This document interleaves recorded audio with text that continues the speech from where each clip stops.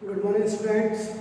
आज हम बात करेंगे मैट्रिक्स पार्ट थर्ड। यानी मैट्रिक्स के अंदर जैसे हमने इसके टाइप्स पढ़ लिए थे सारे के सारे, एडिशन करना, मल्टीप्लिकेशन करना पढ़ लिया था। आज हम बात करेंगे कि सिमेट्रिक, इसके सिमेट्रिक क्या होता है, मल्टीप्लिकेशन में किस किस टाइप के क्वेश्चन बन सकते हैं, एक्सेट्रा एक्सेट्रा। चलिए स्टार्टिंग आज सबसे पहले क्वेश्चन से करते हैं। Question is that if A order is m by n and order of matrix B is n by n, then which of the following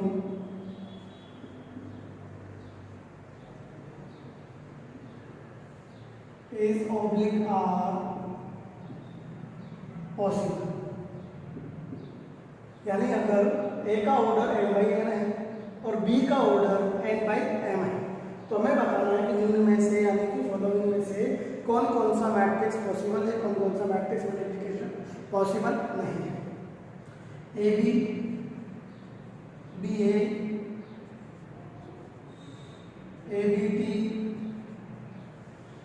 A T B, A B plus B A, B A T plus A B T, A T B T etcetera. बहुत है, इनसे हमारी हर चीज़ clear हो जाएगी। हमें check करना है कि ये जो हमने 7 क्वेश्चन लिखे हैं, 7 टाइप्स लिखे, इनमें से कौन कौन सा पॉसिबल है और कौन कौन सा पॉसिबल नहीं है। तो देखो, मैट्रिक्स मल्टीप्लिकेशन पॉसिबिलिटी चेक करने के लिए हम लोग क्या करते हैं, ऑर्डर लिखते हैं और बीच वाला चेक करते हैं कि पहले वाले के नंबर ऑफ कॉलम्स एंड दूसरे वाले के नंबर ऑफ रोज अगर सेम आ जाए तो पॉसिबल होता है, अदरवाइज नहीं होता है। और इसका मतलब तो आप जानते ही, ट्रांसपोज रो एंड कॉलम्स को म्यूचुअली इंटरचेंज करने वाला। तो सबसे पहले हम बात करते हैं ए बी के बारे में। ए का ऑर्डर आ गया एम इंटू एन, बी का ऑर्डर n इंटू एन, दोनों सेम आया क्या, इसका मतलब पॉसिबल है, सो इट इज पॉसिबल। अब बात करते हैं बी ए की। बी ए में पहले बी लिखा हुआ है और फिर ए, तो पहले बी का ऑर्डर लिखिए, then order of A. B का order n into N, A का ऑर्डर m इंटू एन, क्या सेम आया, आया, it is again possible. A B T, A का ऑर्डर m इंटू एन। अब देखो बी टी है, बी का ऑर्डर है n इंटू एम, तो ट्रांसपोज का ऑर्डर हो जाएगा m इंटू एम इंटू, क्या सेम आया, नहीं आया, इसका मतलब not possible, it is not possible. Clear. इस तरीके से आपको चेक इट आउट करना है। ए टी बी को ए टी हो जाएगा अपना n into M, B as it is n into M, further same नहीं है, सो नॉट पॉसिबल। अब बात करते हैं ए बी और बी ए के बारे में। ए बी पॉसिबल था, बी ए पॉसिबल था, यानी ये भी पॉसिबल है, ये भी पॉसिबल है। तो कुछ लोगों को लग रहा होगा तो हो गया पॉसिबल, एक बार देखना पड़ेगा। देखो ए बी पॉसिबल तो है, पर उस ए बी का फाइनल ऑर्डर कितना आएगा, फाइनल ऑर्डर आएगा m बाई n, राइट। जबकि बी ए का फाइनल ऑर्डर कितना आएगा, n बाय n। और आपने पढ़ा हुआ है कि अगर हम एडिशन या सब्ट्रैक्शन करते हैं कोई भी दो मैट्रिक्स का, देन उनका ऑर्डर सेम होना जरूरी है। ए बी का ऑर्डर कितना है भैया, n इंटू एन, जबकि इसका कितना है, n इंटू एन, क्या दोनों सेम है, क्या नहीं है। यानी ये दोनों पॉसिबल हैं पर दोनों के ऑर्डर अलग अलग हैं, इस वजह से ये भी पॉसिबल नहीं है। क्लियर, यहाँ सा होगा। ये बाकी दो मैं आपको दे रहा हूँ, आप इनको चेक इट आउट कर सकते हैं। सबसे पहले तो इनको देख लो, चाहे पॉसिबल है कि नहीं है। अगर एक भी पॉसिबल नहीं है तो फिर तो आगे का काम वैसे गलत हो गया, चेक ही नहीं करना। और अगर पॉसिबल आ जाए तो फाइनल आंसर जरूर देखना कि दोनों के ऑर्डर सेम आ रहे हैं क्या।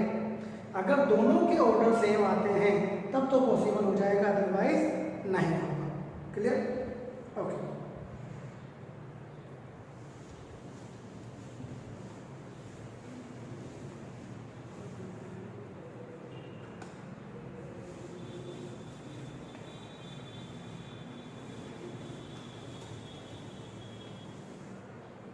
मैट्रिक्स के अंदर next topic is symmetric and skew symmetric matrices.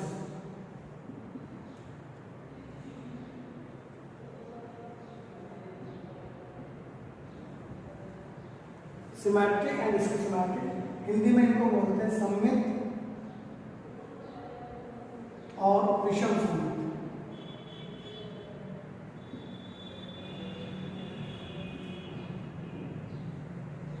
Symmetric and skew symmetric, सममित और विषम सममित। क्या आखिर सममित और विषम सममित मैट्रिक्स क्या होता है, symmetric and skew symmetric matrix क्या होता है? बड़ा सिंपल है भाई। ट्रांसपोज जो है हमने सीख ही लिया, रो और कॉलम्स को इंटरचेंज करने का। तो देखो, अगर आप किसी मैट्रिक्स का ट्रांसपोज लेते हैं और अगर उस मैट्रिक्स में कोई चेंजेस नहीं है, यानी वापस वही मैट्रिक्स बन जाए, दैट इज सिमेट्रिक। मतलब अगर हम किसी मैट्रिक्स का ट्रांसपोज लें और अगर हमें वापस वही मैट्रिक्स मिल जाता है तो दैट इज सिमेट्रिक। और अगर हम किसी मैट्रिक्स का ट्रांसपोज लें और उसमें से माइनस बाहर आ जाता है, दैट इज स्क्यू सिमेट्रिक यानी विषम सममित। क्लियर? सिमेट्रिक मतलब ट्रांसपोज लेने पर कोई चेंज नहीं आना चाहिए, स्क्यू सिमेट्रिक मतलब ट्रांसपोज लेने पर नेगेटिव बाहर आना चाहिए। बात करते हैं इसके बारे में। फॉर एग्जाम्पल इसको देखो, एक बड़ा कॉमन एग्जाम्पल है जो अपन लोग 11th के अंदर पढ़ते हैं। आपको याद होगा 11th के अंदर जब आप पेयर ऑफ स्ट्रेट लाइन पढ़ते हैं तो उसके अंदर जनरल क्वाड्रेटिक इक्वेशन आती है। तो जनरल क्वाड्रेटिक इक्वेशन एक डी बनाते हैं अपन, जिसको हम जीरो करते हैं। वो अगर जीरो होता है तो पेयर ऑफ स्ट्रेट लाइन बनती है, अदरवाइज नहीं बनती। उम्मीद करता हूँ आपको याद होगा। That is A H G H B F G F C.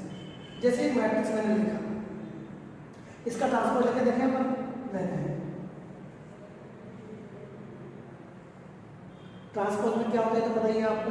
First column बन जाती है, पहला क्या है ए एच जी, इसको पहला कॉलम बना दूं ए एच जी। बोलो second row is H B F, third G F C.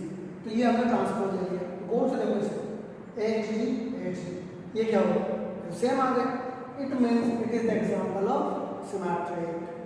तो सिमेट्रिक के लिए क्या हो गया भैया, A I J must be equal to the A J. सही बात है कि नहीं? ए आई जे किसके बराबर होना चाहिए, ए जे, तभी तो इंटरचेंज करेंगे तो कोई चेंजेस नहीं आएगा।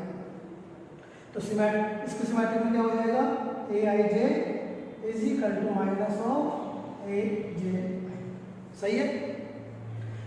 1 2 is equal to 2 1, 1 3 is equal to 3 1, 2 3 is equal to 3। बनाने का तरीका ये से ये से और ये कुछ भी हो सकता है। इसके सिमेट्रिक के बारे में बात करता हूँ, ध्यान दीजिए। अब देखो, अगर मैं बात करूँ कि इसका मैट्रिक्स कैसे दिखेगा, देखते हैं। सबसे पहले इन तीन के बारे में बात करता हूँ, डायगोनल एलिमेंट्स के बारे में ध्यान दीजिएगा। कौन है A11, कंडीशन क्या है, ये रहे A11 is equal to minus A11। क्या कोई भी नंबर अपने नेगेटिव के बराबर हो सकता है? जी नहीं, इस दुनिया में ऐसा कोई नंबर नहीं है जो अपने नेगेटिव के बराबर हो जाए, लेकिन एक है, that is 0। 0 is equal to minus 0 नहीं होता है। तो इसका मतलब हमें ये पता चल गया कि जो डायगोनल एलिमेंट्स हैं ये अगर जीरो नहीं होंगे तो ये स्क्यूसिमेट्रिक नहीं होगा। तो स्क्यूसिमेट्रिक यानी विषम सममित में all diagonal elements are must be zero. सबसे पहली और जरूरी चीज कि सारे डायगोनल एलिमेंट क्या होने चाहिए, जीरो। उसके बाद ये बोले 1 2 2 1 1 2 और 2 1 में किस चीज का डिफरेंस होना चाहिए, माइनस का। यानी अगर आप यहाँ पर 5 लिखते हैं तो यहाँ क्या लिखोगे, -5। यहाँ अगर -3 लिखते हो तो यहाँ क्या लिखोगे, 3। यहाँ अगर आप 7 लिखते हो तो यहाँ क्या लिखोगे। उम्मीद करता हूँ समझ में आ गया होगा। जो प्लस है वो माइनस, माइनस है तो प्लस। ऑल्टरनेट पॉजिटिव नेगेटिव होना चाहिए। कौन कौन, 1 2 2 1 1 2 2। इस तरीके से आप इसके सिमेट्रिक ड्रॉ कर सकते हैं। वापस आता हूँ, इसके सिमेट्रिक को गौर से देखो। अगर आपसे पूछा जाए कि इसके सिमेट्रिक मैट्रिक्स के ट्रेस बताओ, ट्रेस याद है ना आप लोगों को, sum of all the diagonal elements. अब हमें पता है इसके सिमेट्रिक के अंदर सारे के सारे डायगोनल एलिमेंट क्या है, जीरो।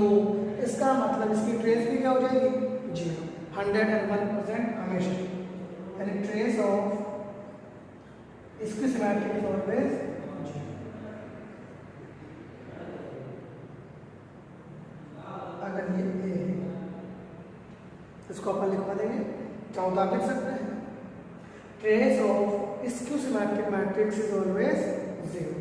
विषम सममित मैट्रिक्स की ट्रेस हमेशा शून्य यानी जीरो होती है। थोड़ा सा इसके डिटरमिनेंट के बारे में और बात करता हूं, ध्यान दीजिएगा।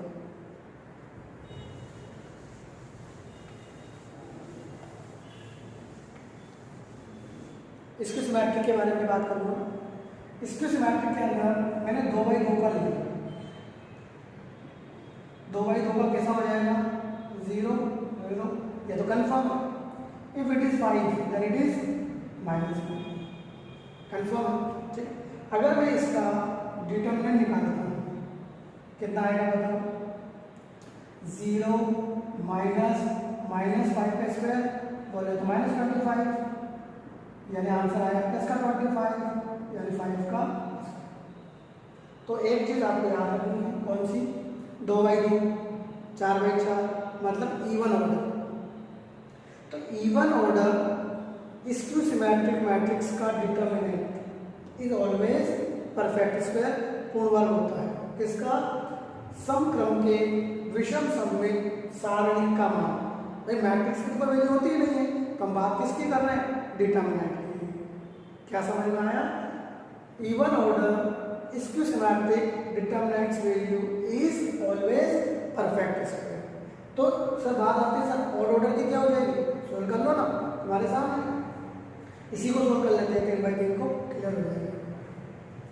बोल इट इज 0, ये छुपाया सोल्व करना आप पाते हैं, 0 -49 यानी कि प्लस का 49, छोड़े इसको, माइनस का 5, ये छुपाया 0 -21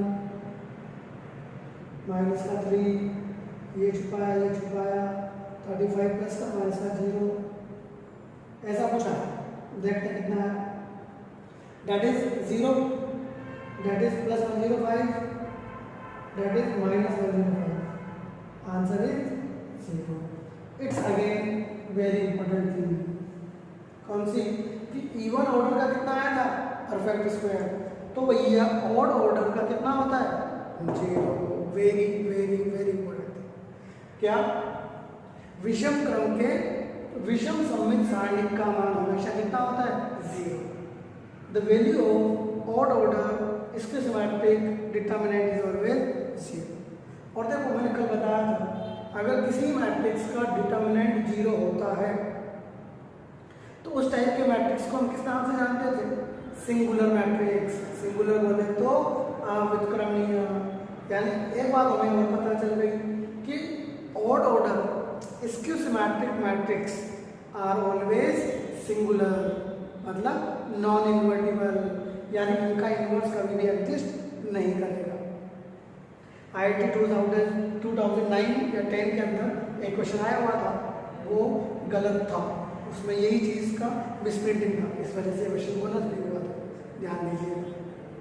चाहो तो नोट कर सकते हो कि odd order symmetric matrix are always singular because that determinant is always zero.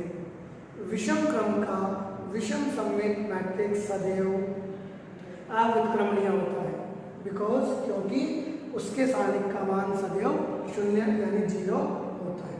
Clear?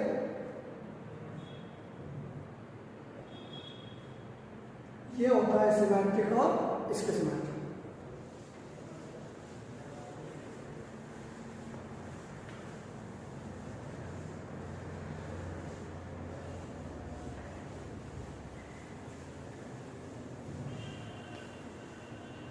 इसके अंदर मान लीजिए कुछ ऐसा क्वेश्चन आ गया, जैसे मैथ्स के अंदर क्वेश्चन आते हैं और भी आते हैं। क्वेश्चन आएगा कि इफ ए इज सिमेट्रिक, ए सममित, बी इज इसकी सिमेट्रिक, बी आपका विषम सममित है, तो ए बी प्लस बी ए कैसा होगा? सममित होगा, विषम सममित होगा, या कुछ भी कहना संभव नहीं है। ये क्वेश्चन है, राइट? तो चेक करते हैं ऐसे क्वेश्चन को कैसे किया जाता है। देखिए, हमें तो सिमेट्रिक इसकी सिमेट्रिक चेक करना है, उसका तरीका एक ही है। क्या तरीका है? ट्रांसपोज ले लो, सेम आ जाए तो सिमेट्रिक और सेम नहीं आए तो यानी माइनस आ जाए तो इसका सिमेट्रिक। तो चलिए इसका ट्रांसपोज ले लेते हैं। ए बी प्लस बी ए का ट्रांसपोज लिया मैंने। आप जानते हैं प्लस पर ट्रांसपोज होता है तो एज इट इज कॉपी हो जाता है। ये पहले वाले का ट्रांसपोज प्लस दूसरे वाले का ट्रांसपोज, और ये मैंने स्पेशली आपको कल बताया था, A B T, B T A T, आगे वाला पीछे हो जाता है, पीछे वाला आगे, so it becomes B T A T and it becomes AT, right? Now इनकी वैल्यू डाल दो। कहाँ से? यहाँ से। हम जानते हैं अगर A सिमेट्रिक है तो AD कितना हो जाएगा? A, और अगर B इसके सिमेट्रिक है तो BD कितना हो जाएगा? Minus B, as per rules and regulation, जैसा कि हम जानते हैं। अप्लाई करते हैं, कर दो।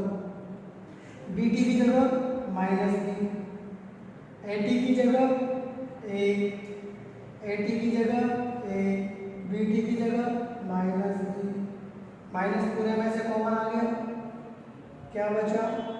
BA प्लस AB, और AB प्लस BA भी लिखो, चाहे BA प्लस A भी लिखो, एक ही बात है। तो देखा जाए तो मैंने इसका ट्रांसपोज लिया तो क्या आ गया? माइनस बाहर आ गया। इट मीन्स कैसा हो गया? Skew symmetric, hence it is skew symmetric. यह एक विषम सममित मैट्रिक्स। आई बात समझ में कि अगर किसी भी मैट्रिक्स का सिमेट्रिसिटी या इसकी सिमेट्रिसिटी पता करना हो तो उसका ट्रांसपोज ले लीजिए और चेक कर लीजिए कि सेम आ रहा है या माइनस आ रहा है। इस तरीके से आप कोई भी क्वेश्चन कर सकते हैं।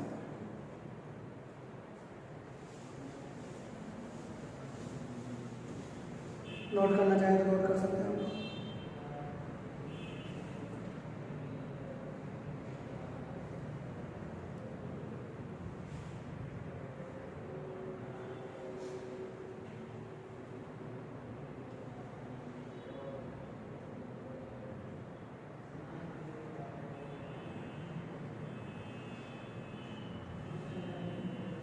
एक छोटा सा क्वेश्चन और करते हैं।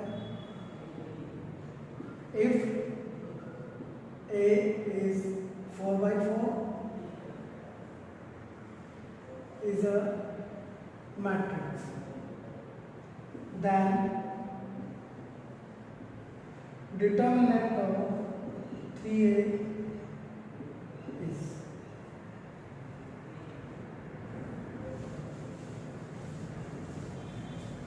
आपसे बोल दिया कि कोई 4/4 का एक मैट्रिक्स है A, उसका डिटर्मिनेंट यानी उसके सारणिक का मान पूछा है, लेकिन उससे पहले वो किससे मल्टीप्लाई हो रहा है, 3 से।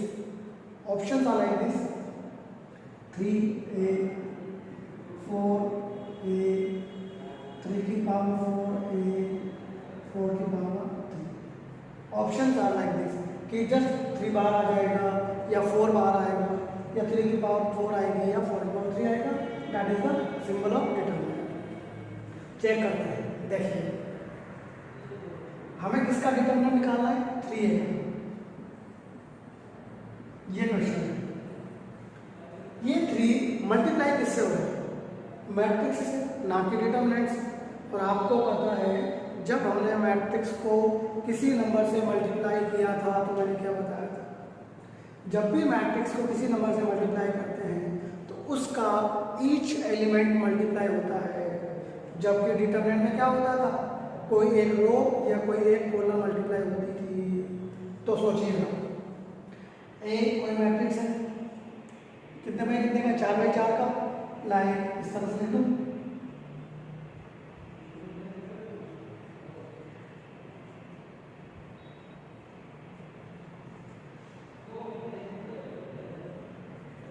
ये कोई मैट्रिक्स लिखा मैंने 4 बाई 4 का, इसको 3 से मल्टीप्लाई करना।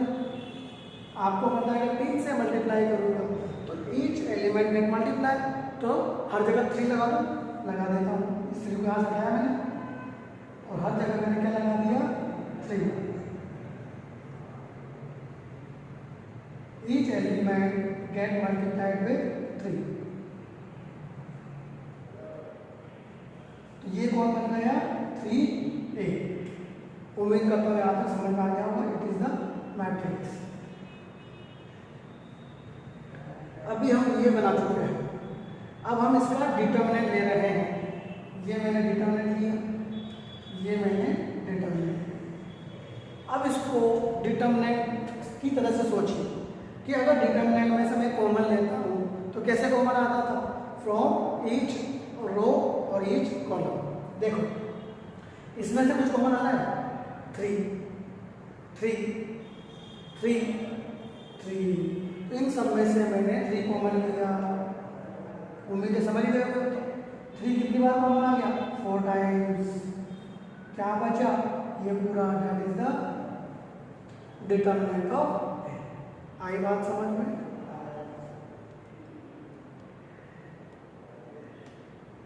इस तरीके से आप इसको देख सकते हैं। अगर मान लीजिए यहाँ पर 5a होता और यहाँ 3/3 होता और question like this, just directly पूछने के साथ बताओ ताकि आप तुरंत बता सकें। बोलो क्या आंसर आ जाएगा, 5 की पावर कितनी आ जाएगी, 3। Then answer is 5 power 3 determinant of A. Understood. 5 3 times आ जाएगा, 5 की पावर 3। इस तरीके से आप इस टाइप के क्वेश्चंस को कर सकते हैं।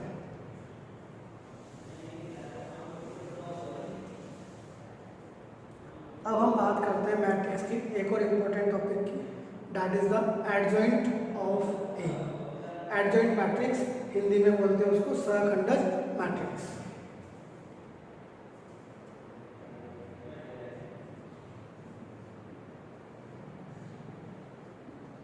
एडजॉइंट मैट्रिक्स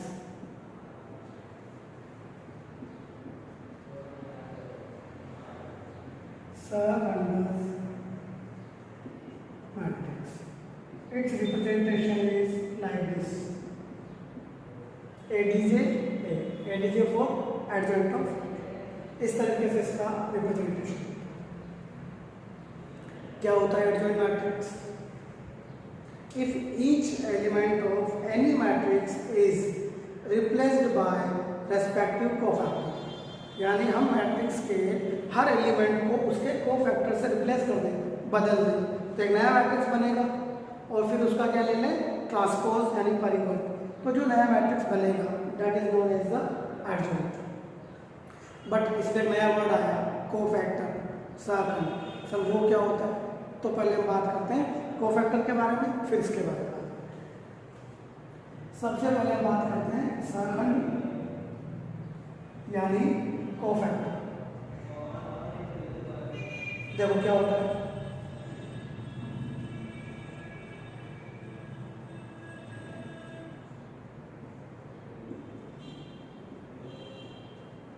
जैसे कोई भी मैट्रिक्स है, अगर आपको इसके अंदर किसी भी एलिमेंट का कोफैक्टर निकालना है तो उसकी रो छुपा लीजिए, उसका कॉलम छुपा लीजिए, दोनों यानी रो और कॉलम छुपाने के बाद जो भी आपको दिखाई दे उसको सोल्व कर लीजिए।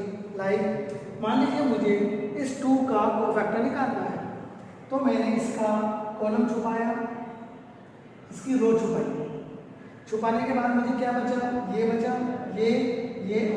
इसको सोल्व करना मुझे आता है। 1 2 -1 -5 कितना आया, -5 प्लस का 2, माइनस का 5 प्लस का 2, बोले तो माइनस का। क्लियर? अभी ये हो गया। अब दूसरा छोटा सा, यहाँ से आप स्टार्ट करेंगे बोलना प्लस से, plus minus plus minus plus minus plus minus, यानी 2 प्लस साथ में नहीं बोलने।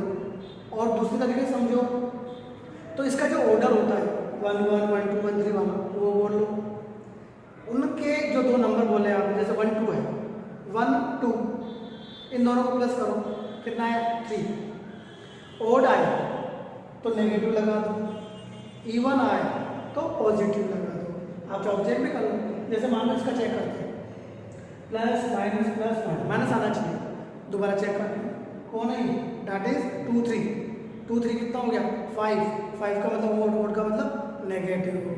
क्लियर? तो बताइए यहाँ पर इसका आंसर है -3, बट ये कौन है, नेगेटिव है, तो इसके आगे एक और माइनस लगा दो, यानी you can say that cofactor of 2 is 3।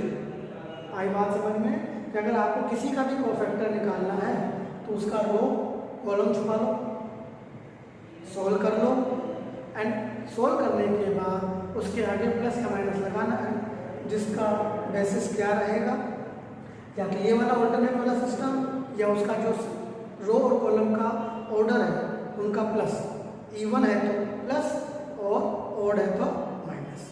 Clear? एक एग्जाम्पल करते हैं समझने।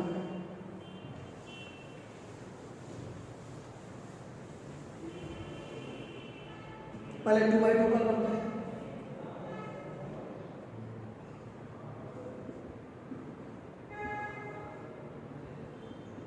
मान लो ये कोई मैट्रिक्स है, मुझे इसका एडजॉइंट ऑफ ए निकालना है।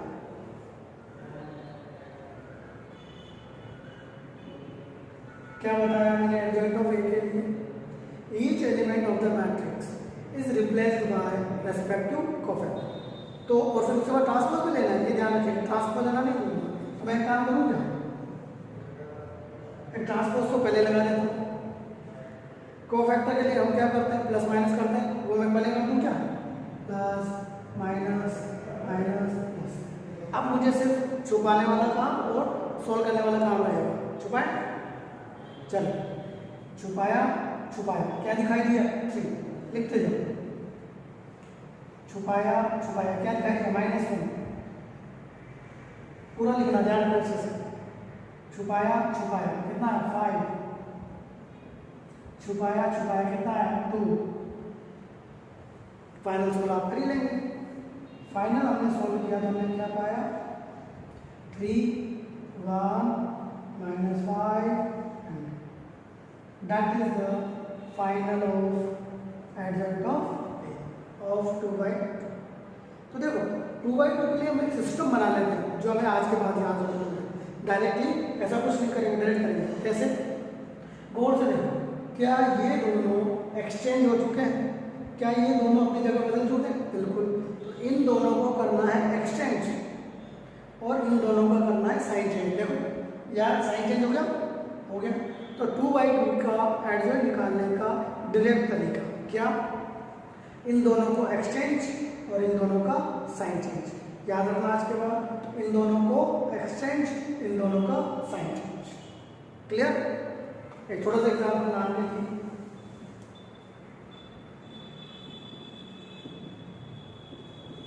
इसका एड्रेस लिखे डायरेक्ट, बोलो,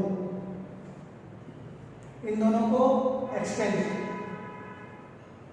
इन दोनों का साइन चेंज, ये आपका मुश्किल से 3 सेकंड या 4 सेकंड में आप इजीली इस क्वेश्चन को कर सकते हैं।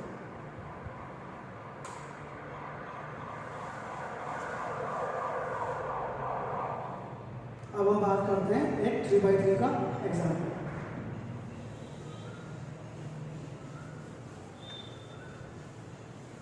एक 3x3 का और कर लेते हैं ताकि ये टॉपिक कंप्लीट हो जाएगा, और उम्मीद करते हैं कि कल शायद मैट्रिक्स कंप्लीट हो जाए। एक 3x3 का एग्जाम्पल लेते हैं छोटा सा।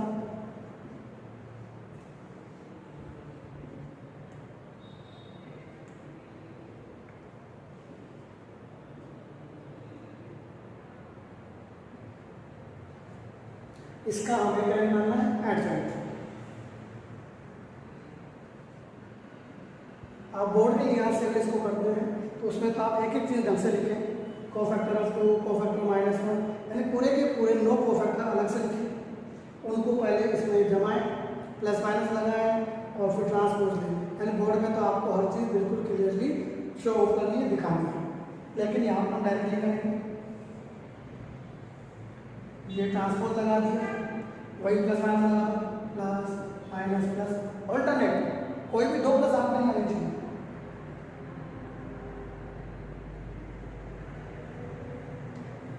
वैल्यू रखें, रखो, छुपाया छुपाया, माइनस का 10, माइनस का 2, माइनस का 12, माइनस का 12, छुपाया छुपाया, माइनस का 6, माइनस का 8, माइनस का 14, छुपाया छुपाया, 3 माइनस 20, माइनस का 17,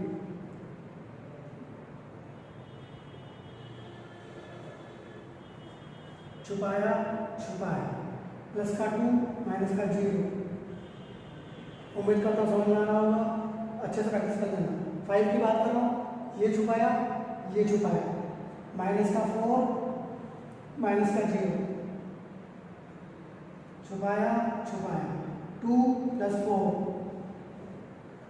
छुपाया छुपाया, माइनस का 2, छुपाया छुपाया, 4 माइनस 0, छुपाया छुपाया, 10 प्लस 3, ये आपका final answer. So final answer is minus का 12, 14, 17, माइनस का 2, माइनस का 4, माइनस का 6, माइनस का 2, माइनस का 4। कैलकुलेशन थोड़ी बहुत ऊपर नीचे कभी हो जाती है, हम भी इंसान हैं, तो आप चेक आउट कर लीजिएगा कि कहीं भी प्लस माइनस में मिस्टेक ना हो। इस तरीके से आप एडजॉइंट निकाल सकते हैं। कल हम बात करेंगे एडजॉइंट की प्रॉपर्टीज़ के बारे में, अलग अलग प्रॉपर्टीज़ हैं। देखो एक छोटी सी प्रॉपर्टी अभी बताएगा, कौन सी, ये आप चाहो तो घर पर ट्राई करें। आप इसका डिटरमिनेंट निकालना, फिर आप इसका डिटरमिनेंट भी निकाल देंगे, और आप मुझे बताइएगा कि इन दोनों में क्या रिलेशन आया। इन दोनों में रिलेशन आएगा कि अगर ये x आया तो ये x स्क्वायर आएगा, यानी एडजॉइंट हमेशा इसका स्क्वायर होता है, हमेशा। स्क्वायर का भी कोई रूल है, depend on the order, actually ऐसा होता है कि एडजॉइंट का डिटरमिनेंट की पावर कितनी होती है, n-1। n इज ऑर्डर कितना है 3 माइनस 1 कितना होगा 2, सो स्क्वायर। यानी अगर ये 4/4 का होता तो क्यूब आता, ये आप कंफर्म कीजिएगा। अगर ऐसा आ रहा है इसका तो आपने सही किया है, अदरवाइज गलत किया है। तो कल हम बात करेंगे इसकी प्रॉपर्टीज़ के बारे में, जहाँ से एडवांस मेंस के अंदर क्वेश्चन बनते हैं, एंड इसके बाद inverse matrix. Thank you guys.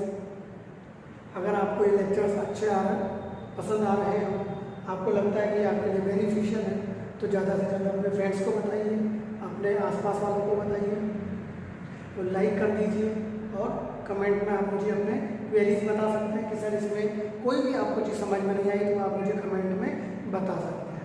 और सब्सक्राइब जरूर कीजिए और बेल आइकन दबा दीजिए ताकि जब भी हम कोई नया वीडियोस अपलोड करें डालें आपके लिए तो तुरंत आपके पास इंफॉर्मेशन पहुँचे। Thank you guys.